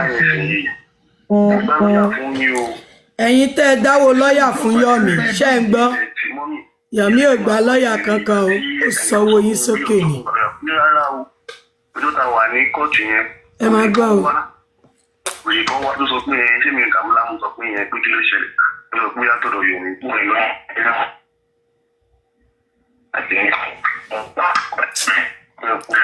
wàhálà ìkàlà ẹ̀sùn òbí láì òrì yẹn wá lóòótọ́ pé wọ́n gba lọ́ọ̀yà fún mi ní rárá ò gba mi mọ́rí mi ò dẹ̀ mọ́rí tó báyìí nìṣẹ́ nǹkan tí mo fẹ́ ṣe wáyé ni pé èmi máa padà gbogbo lọ́ọ̀yà mi tó sọ pé kí n má post nǹkan kan yẹn mo máa go beyond there ṣẹ́gun mọ́ mi. torí ibi tó ń bẹ mú ọ̀rọ̀ yìí lè tán ṣe mú ọ̀rọ̀ tó ń mú lọ yìí ibi tẹ́mi náà máa bá tí máa yọ sí ẹ ò ní láìkí ẹ mo ti fẹ́ kó ọmọ mi tó ń ṣorí wọn ti bà orúkọ àdúrà orúkọ ọ̀tá ìjẹ́ gan-an tó bá gbọ́ nǹkan tí prime boy sọ tẹ̀lé mọ́ prime boy tó bá gbọ́ nǹkan tí Yomi tó tún gún mi pé 10 years àná sí mọ́ mi yẹ́ ọmọ mi fi mí ìtajà ni kò sí nǹkan tó fẹ́ ṣe sí. orúkọ yín ní ìbàjẹ́ orúkọ àwọn ọmọ yín ní ìbàjẹ́ lágbára lọ́la inú kan tẹ́ ń lò sí gbogbo wa nígbà tí ìmọ́lẹ̀ wà láyé lọ́la inú kan tẹ́ lò sí gbogbo wa orúkọ yín ní ìtura àwọn ọmọ yín ní ìbàjẹ́ gbogbo nǹkan tó wá wù káwọn èèyàn fi ẹnu sọ fífi ló máa dé lórúkọ Jésù Kristi orúkọ Jésù Kristi ẹjọ́ nítorí Ọlọ́run gbogbo nǹkan yòówù tó bá sọ gbogbo nǹkan yòówù tó bá sọ kò kí n ṣe fún ìkọkù ní kẹfì ní àti káwọn mọ̀lẹ́bí lágbára Ọlọ́run. o ti disappoint àdúrà o bí mo ṣe wà yìí bí mo ṣe wà yìí mú mi ní ẹwò ní ìròpé tó wà remorseful tó ní abẹ́ tó wà sóbà tó ní wà lórí nǹkan tó ṣẹlẹ̀ rí wà lórí mo ṣe wà yìí ní gbogbo fámìlì mi kò sẹ́ni kankan tó yà sí mi kò sí ẹni kankan fúnra mi mo lọ sí ọ̀dọ̀ pásítọ̀ ọ̀rọ̀ àwọn mi gbàdúrà ní orí òkè CAC kan mo lọ ní àwọn kò sẹ́ni kankan tó yà fún mi tó yà sí mi tí wà kí n ṣe pé mo mọ̀ pé kódà níbi tí ọ̀rọ̀ yìí wà dé mo padà mo sọ fúnra mi pé even tó wá jẹ́ pé fi oní kirikiri mi ò gbàdúrà rẹ o even tó wá jẹ́ pé ẹni pé àti òbí èmi ò gbàdúrà ẹ fún ẹ kò dé lè ṣẹlẹ̀ sí ẹ. àwọn fámìlì yìí kí n mọ̀ báwọn fámìlì yìí ti dárí jì mí pé kí n mọ̀ báwọn fámìlì yìí ti dárí jì mí torí kódà ó jẹ́ gbogbo kéèsì yìí lọ́gàn tí mo bá bá nìkan kan sọ̀rọ̀ tí mo bá ń sọ̀rọ̀ tí mo gbàdúrà sọ̀rọ̀ tẹ́ dárí jì mí ó sì máa wà lọ́kàn mi tó ń mọ̀ pé nǹkan burúkú ni tí mi ò bá rò tí mo tó nǹkan kí n máa rò tí mo bá rò tí mo nǹkan.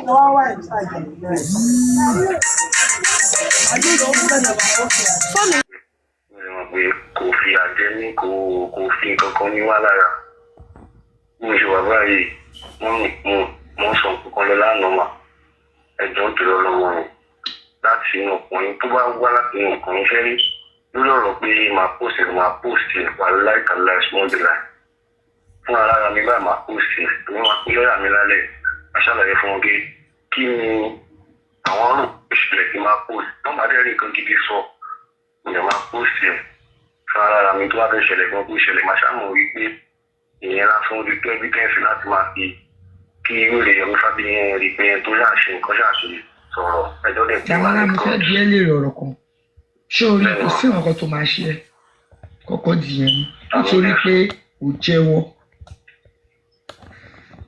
ẹlẹ́ṣẹ̀ ni gbogbo èèyàn tọ́lọ́run dá kò sí bí èèyàn dẹ̀ lè ṣiṣẹ́ Ọlọ́run tó tí èèyàn bá tọrọ dáríjì lọ́wọ́ Ọlọ́run máa dáríjì ṣé àdúrà ló pè ẹ́ o sọ fún Yomi Fabiyi pé ṣé wọ́n lo táìpì ni àbí àdúrà question kan tó fẹ́ béèrè lọ́wọ́ ẹ̀. èmi mò ń kẹ́kọ̀ọ́ kí ṣàdúrà ní ìmọ̀ kankan gba yàrá wọ́n dẹ̀ sọ yí pé o sọ yí pé àdúrà ni. ta ló ń sọ náà ìjọ tí Yomi Fabiyi yẹn ó wá sí station yẹn kò kí ń ṣe ọgọǹbọ yẹn o ní Ìkẹjà ó wá sí station yẹn tó ń sọ pé kinní kan tó ń ṣẹ́jú sí mi ó fi Ọlọ́run àbúrà tó ń ṣẹ́jú sí mi ń dọ̀ yẹn. kò tún parọ́ mọ́ àdúrà. tó ń sọ lóhùn kẹlẹkẹlẹ pé ṣé mi nǹkan fẹ́ dá jí àyẹn èmi lè lọ ń gbé rárá o mo sọ loudly ń bẹ̀ pé rárá bí ọmọ yẹn mọ ọkàn pa ẹ o bí kò mọ ọkàn pa ẹ pé mi nìkan ni. ṣé dáàdì ẹ náà wá bá ẹ ṣé dáàdì àdúrà wá bá ẹ. wọn bá mi sọ̀rọ̀ ní ẹ̀ wọ́n kàn jókòó ni wọn bá mi sọ̀rọ̀ àti gbọ̀ngàn kan báyìí tó ga báyìí wọṣẹ́ ti bí kírímù báyìí. bàbá ò bá ẹ sọ̀rọ̀. wọn bá mi sọ̀rọ̀ rárá wọn sọ̀rọ̀ kan. kò bí ẹ lè rẹ ní tì. wọn fọlọ́n bora wọn bí nílé kankan rárá orílẹ̀ tí wọn sùn wọn wà yìí wọn bí nílé kankan. ṣùgbọ́n kó náà tún parọ́ mọ́ ẹ. ẹ mọ́mì àwọn àgbàyà ẹ̀yin náà lè máa sọ̀rọ̀ kan pé kinní kan tó tọ́ sí bẹ́ẹ̀gì ó jẹ́ kí ẹni everybody kẹ́kọ̀ọ́ ìdání ìṣòro ẹni ló tọ́ ẹni pé ní tí mo gbà kíyèsí yá lónìí níṣẹ́ lè yá mi lò nísìnyí wà lójú ìní àgbèsíta àgbèsíta torí lónìí mo ṣe ń sọ mo yẹ tó bá yẹ kí mo ráyè bá wọn rìn sọ tó máa fi ní káàkiri àbí bá wọn sọ̀rọ̀ ni mo máa sọ fún wọn pé kí ni yóò yé mi pé ó ti ṣẹlẹ̀ fún kójú mi tó wọ́n ti tó wò pé àhà kí ló ṣẹlẹ̀ ní ìjọba ṣe síta tí má tẹ́tẹ́ ṣe ní òkèrè bá mo ṣe sí sàkání mi tó jẹ́ ọ̀rẹ́ mi tó jẹ́ lẹ́kìsì ọ̀rẹ́ mi ni mo fẹ́ pàdé. ṣé òrìmọ́ mi ẹ bá sọ̀rọ̀ báyìí òrìmọ́ mi ẹ bá sọ̀rọ̀. àní ẹnì kankan àwọn ọ̀rẹ́ mi kan ni mo wà nígbàdàn báyìí ẹnì kankan ò yà sí nígbà yìí. ẹ kí ló tó wà wọn lọ kí ló tó wà mọ́ mi lọ. ẹnì kan ò yà sí wọn. kí ló dé tó wà wọn lọ o ti ṣe mistake o ti ṣàṣìṣe kí ló dé tó wà wọn lọ. wọ́n ní ọjọ́ tí mo lọ sí lílà tí mo lọ láti báyìí wọ́n yà ní sọ̀rọ̀ nínú yanjú ẹ̀fọ́ mi mímú mọ́ mímú sọ́ni mú ní kíníkan bàbá wa jáde kú láti ọdún kan ní lọ báwọn fámìlì ní ìpínlẹ̀ wọn látọ́lẹ̀ mo ṣe ń bẹ mo ṣe fẹ́ wá mi rẹ̀ bẹ kí n wá ìpè ní ìmọ̀ pé kí n tó ń toyọ lọ. ọmọ kan tí mo máa sọ fún ẹ ọmọ kan tí mo máa sọ fún ẹ mo ti gbọ́ nǹkan tó sọ mo fẹ́ kó bọ́ síta sọ̀rọ̀ má wọrí kò sí nǹkan kan tó máa ṣẹlẹ̀ sí i kó lọ sọ nǹkan tó fẹ́ sọ.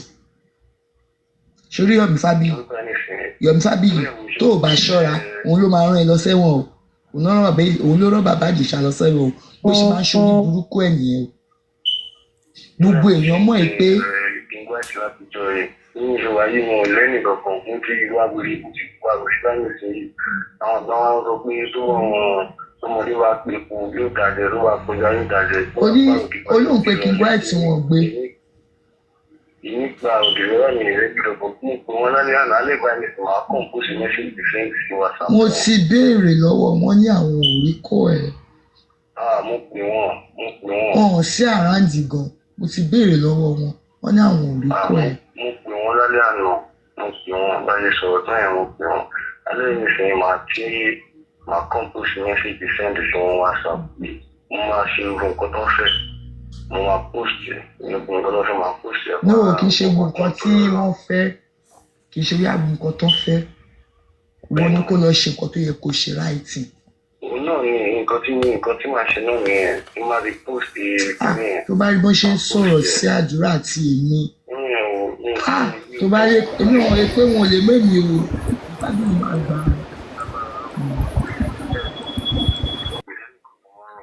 Ẹ̀pẹ̀lẹ́ nìkan kan ìyá lè jẹ́ láti ọjọ́ tí mo ti. wọ́n ní mi ìtọ́jú mohbad ohun ọ̀bí mo ṣe máa ń rìn kiri. Àtọ́jọ́ tí mo ti fojú kàn yín pẹ́yìn ni mọ́mí bẹ̀rẹ̀ di ẹ̀wọ̀ àkókò kankan sí mi mọ́ tẹ́lẹ̀ mi fẹ́ sọ wọ èmi ń gàmọ́ lọ ẹ̀wọ̀ àgbọ̀nrúkú kankan sáájọ́ tí mo ti mọ̀ pẹ́yìn ni mọ́mí di méjì gbogbo yẹn gbogbo nǹkan yòówù tí àwọn èèyàn bá ń sọ lágbára ọlọ́run ọba ò ní fìyà jẹ yín kò ní fìyà jẹ kankan náà ọmọ yín èyí tó ti ṣẹlẹ̀ yìí gbogbo yìí tó ti ṣẹlẹ̀ àní rírẹ́ mọ́ sákàní ní àti sákàní àwọn tó súnmọ́ yín gbogbo àwọn tó ń sọ ìṣẹ̀lẹ̀ ọ̀hún pé jẹ́ ìṣá tó kiri torí ẹ̀ tí ó ṣe understand mọ́ mi torí ẹ̀ tí torí mi gan ọjọ́ táwọn èèyàn tí ọ̀rẹ́ mi gan wo ti tọ́ kílẹ̀ tẹ̀lé tó fi gbogbo kí nìyẹn ọ̀run ẹ̀mí sọ kìkì ní ọ̀lọ́ ẹ̀rọ torí tó bá fà sókè báyìí ọ̀rọ̀ yẹn tó bá tó fà sókè báyìí ọ̀rọ̀ yẹn ní ọ̀lọ́ wọ́n padà sọ fún ẹ̀mí ẹ̀ pé láti mi fi ìgbà ìgbà wo. olórí burúkú ni ẹ ayé ẹ bàjẹ́ olóṣì ṣọ́sọ́ mọ́ ẹ pé wọn kì í sọ̀rọ̀ tẹ́lẹ̀ orí ẹ ti dàrú olórí burúkú ara àwọn wèrè tá à ń wí nìyẹn mo ti sọ̀rọ̀ lánàá wèrè aláyé bàjẹ́ kò ní dá fún ẹ kò ní dá fún Yomi Fabiyi orí ẹ ti dàrú nǹkan ò ní ṣe ẹ́. ó dẹ̀ kówó ẹ lọ fún Yomi Fabiyi ó gbọ́ ládùúrú gbogbo nǹkan tó sọ yẹn the only thing tó lè mú jáde bẹ́ẹ̀ ó lóun pé wọ́n lánàá wọn ò gbé kọ̀ ṣọ́sọ́ fún yín pé wọn kì í sọ̀rọ̀ èèyàn ń bẹ̀bẹ̀ even ìgbà tó ń bẹ̀bẹ̀ yìí tẹ́ bá rántí even ìgbà tó ń bẹ̀bẹ̀ yìí ó ṣẹ̀dé látòrí òkè ni tó lọ tọrọ àforíjì lórí òkè pásítọ̀ ẹ sọ fún pé go and apologize sí family tó ṣe. mo lálàárí promise lẹ́yìn mo lálàárí promise. mi fẹ́ gbọ́ sáré kàbàkàbà. mi fẹ́. bí mo ṣe lálàárí gbogbo nǹkan tó ń ṣẹlẹ̀ pátápátá mo sọ fún wa gbogbo nǹkan tó ń ṣẹlẹ̀ ibi tí mo ti sáré nìyẹn o.